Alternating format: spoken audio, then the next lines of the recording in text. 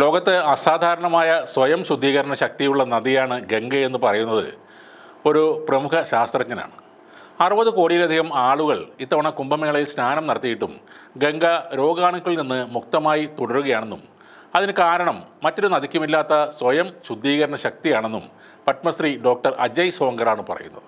1100 തരം ബാക്ടീരിയോ ഫേജുകളിലാണ് ഇതിൻ്റെ രഹസ്യമിരിക്കുന്നത്. അവ സ്വാഭാവികമായും ജലത്തെ ശുദ്ധീകരിക്കുന്നു. മലിനീകരണം ഇല്ലാതാക്കി 50 മടങ്ങ് കൂടുതൽ രോഗാണുക്കളെ കൊല്ലുകയും അവയുടെ RNA മാറ്റുകയും ചെയ്യുന്നു. ഇത്രയും അസാധാരണമായ സ്വയം ശുദ്ധീകരണ ശക്തിയുള്ള ലോകത്തിലെ ഏക ശുദ്ധജല നദിയാണ് ഗംഗയെന്നും അജയ് സോങ്കർ പറയുന്നുണ്ട്. മഹാകുംഭമേളയിൽ ലക്ഷക്കണക്കിന് ആളുകൾ പുണ്യസ്നാനം ചെയ്യുമ്പോൾ പുറത്തു വരുന്ന അണുക്കളെ ബാക്ടീരിയോ ഫേജുകൾ നിർവീര്യമാക്കുന്നു.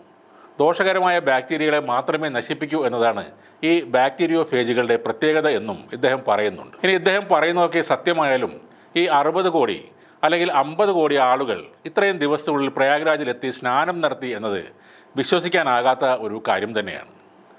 പ്രയാഗ്രാജിലെ ചില ദിവസങ്ങളിലെ കണക്കിൽ 1.7 കോടി പേർ പങ്കെടുത്തതായി കാണുന്നുണ്ട്.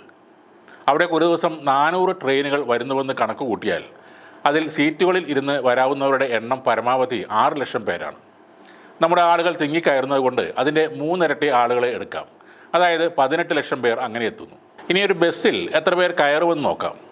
നോർത്ത് ഇന്ത്യയിൽ ആയതുകൊണ്ട് ഒരു 100 പേരെ ആ ബസ്സിൽ കയറ്റാം.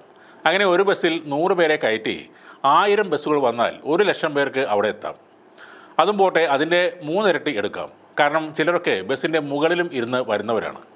അപ്പോൾ 3 ലക്ഷം പേരെ ബസ്സിൽ എത്തിക്കാം. കാറുകളും മറ്റ് സ്വകാര്യ വാഹനങ്ങളിലുമായി ഒരു ദിവസം പരമാവധി ഒരു 4 ലക്ഷം പേരെയും എത്തിക്കാം. ഇങ്ങനെ ആളുകളെ കുത്തി നിറച്ച് ഇരട്ടിയായി കൂട്ടിയാലും ആകെ ഒരു ദിവസം വരാൻ പറ്റുന്നത് 25 ലക്ഷം ആളുകൾക്കാണ്. അതെങ്ങനെയാണ് ഒരു ദിവസം 1.7 കോടിയായി കൂടുന്നത്? 40 ദിവസം കൊണ്ട് എന്ത് ചെയ്താലും പ്രയാഗ്രാജിൽ 10 കോടിക്കപ്പുറം ചിന്തിക്കാൻ പറ്റില്ല. ഇനി 60 കോടി ആളുകൾ കുംഭമേളയിൽ പങ്കെടുത്തു എന്ന് പറഞ്ഞാൽ ജനസംഖ്യയുടെ ഏതാണ്ട് പകുതി ആളുകൾ കുംഭമേളയ്ക്ക് പോയി എന്ന് വേണം കരുതാൻ. അതിനാൽ 60 കോടിയുടെ കണക്ക് ഒരു തരത്തിലും വിശ്വസിക്കാൻ പറ്റില്ല. അതിൻ്റെ പകുതി പോലും അവിടെ എത്താൻ സാധ്യതയുമില്ല. ത്രിവേണി സംഗമ സ്ഥലത്തെ വെള്ളം കുളിക്കാനും കുടിക്കാനുമൊക്കെ പരമയോഗ്യമായ വെള്ളമാണെന്ന് തട്ടിവിടുന്ന സന്യാസിമാരുള്ള നാടാണ് ഇത്. അവർക്ക് എന്തും പറയാം.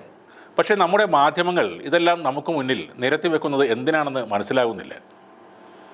ജനസംഖ്യയിലെ നല്ലൊരു ശതമാനം ഭക്ഷണവും വിദ്യാഭ്യാസവും മറ്റ് അടിസ്ഥാന സൗകര്യങ്ങളും ഇല്ലാതെ പുഴുക്കളെ പോലെ ജീവിക്കേണ്ടി വരുന്ന ഇന്ത്യ പോലൊരു ദരിദ്ര രാജ്യത്തെ സർക്കാർ ഒരു മതചടങ്ങിന് വേണ്ടി 7500 കോടി രൂപ ഓഡിറ്റ് പോലുമില്ലാതെ ചെലവാക്കുകയാണ്. അപ്പോൾ അതിനെ ന്യായീകരിക്കാൻ പറ്റിയ ഒരു കണക്ക് മുന്നിൽ വെക്കണം. അതുതന്നെയാണ് ഈ 60 കോടിയും 50 കോടിയും.